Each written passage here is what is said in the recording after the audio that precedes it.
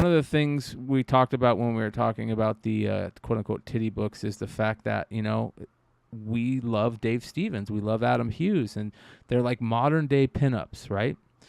And it got me thinking about pinup artists, right? And the greats out there, right? There are some pinup artists out there that are just absolutely amazing.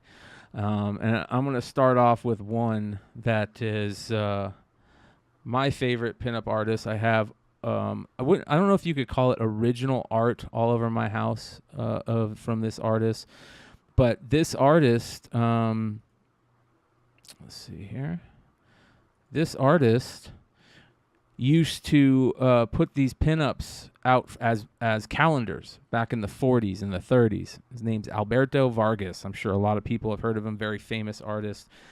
In my opinion, the greatest pinup artist of all time. I'm sure if you guys don't agree, the people that you're going to be naming are coming up next. But this is Alberto Vargas, and he is the guy that started when Playboy started. Alberto Vargas was sending in stuff to Playboy to be published. He got his start in the early 1900s for what are those follies? The what are they called? The what is the Ziegfeld? Ziegfeld. He was a guy, and he would draw the Ziegfeld girls, right, in the early 1916, 1919 era, right? And he did that for a long time. He would paint these Ziegfeld girls who were, on Broadway at the time, and they were, do all those big dancing lines where they kick and stuff and do all that weird shit. Well, that's where he got his start. He is from Peru, and he was a photographer.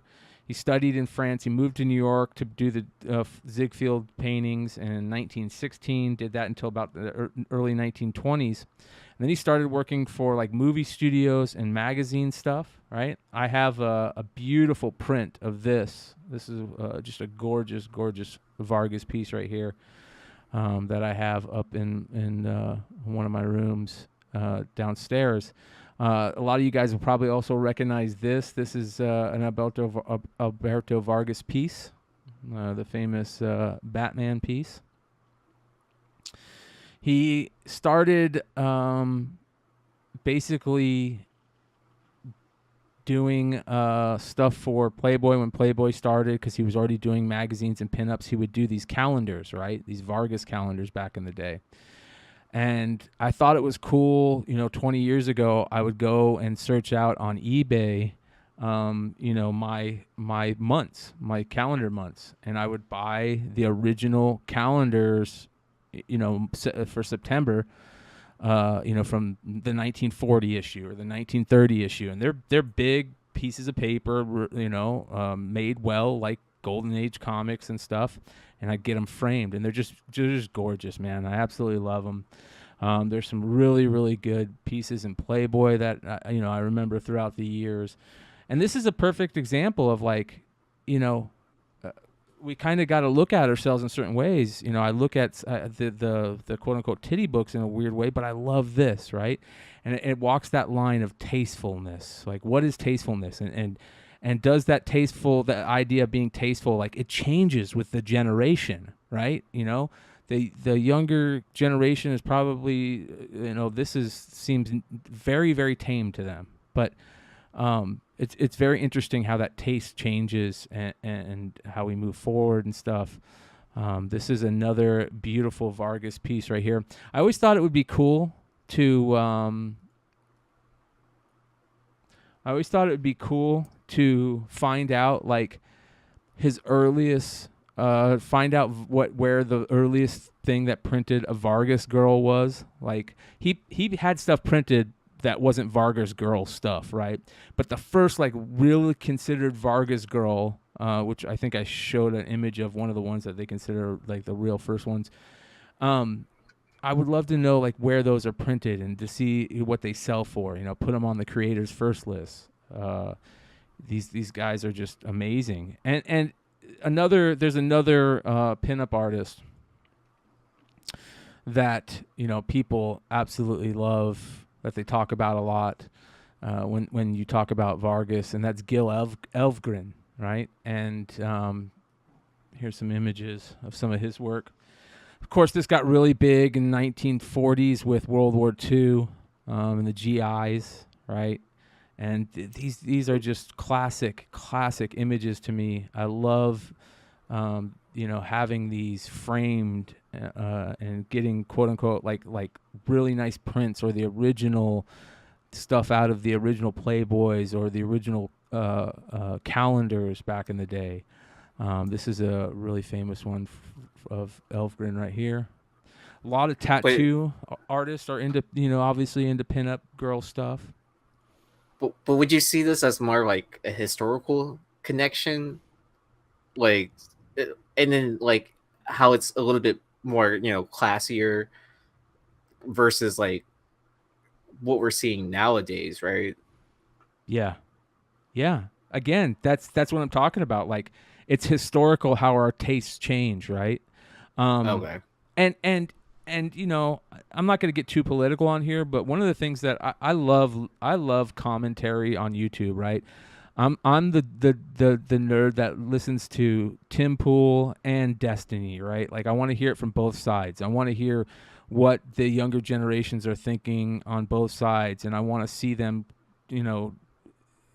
explain how they feel. And I really geek out over a lot of those things, and seeing how they debate this stuff and how they think about things nowadays as compared to when we were growing up before the internet. And things change. And one of the things that I always hear in the political arena is that whenever great societies start to crumble, it's because they get really enamored in weird ways with sexual ideas. And I don't know if I believe that, because I feel like sexual ideas there's always fringe sexual ideas that change with the years, right? So like sexual ideas feel like there's going to be this fringe sexual thing that for every generation, and what's tame for one is not tame for the other, and vice versa. So it's just it's an interesting topic to me, and I love Brad Selden, man. He is my guy.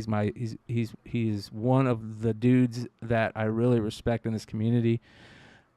I don't understand how you like Sam Sneeder, man, or Sam Cedar. Like, that dude is such a goofball. But anyways, I agree. I like Matt Taibbi most of the time. All right, let's continue on. Yeah, love this Moon Witch piece. Obviously, a lot of comic fans. Middleton. There's that beautiful Frank Cho Harley book. There's great the Dave Stevens Elvira book. Shout out to Chungy, who sent me the Elvira Dan Parent homage. Like, this is just a classic, image. All right, let's continue on. Elfgren was he was mentored by the guy who created the idea for Coca-Cola to use Santa Claus, which basically gave us the 20th centuries, the 19th century, and now idea of Santa Claus. That and the Amanita Muscariot, and the idea of that and the Scandinavian, heritage gave us our idea of Santa Claus. And then when Coca-Cola started putting their changes on it, it became this major thing. And that's where Gil Evergan got his chops from, I guess you would say. Here's another beautiful image. Let me bring it up here. Oh, can't bring up that one. Let's see if I can bring up this one. There we go. All right, these came out in the 40s and the 50s, and they're just beautiful. He painted calendar illustrations too. I have that tattoo on my arm. Really? No shit. Well, I don't know if it's the same one, but it's the same fucking thing. I mean, yeah. She's hammering and she's sucking her thumb. Let me see. Yeah, dude. That's right interesting. Here. Wait, let me try to get it on the camera. There it is. She's sucking her thumb. Yeah. Too. Yeah, with the hammer. Wow. Yeah.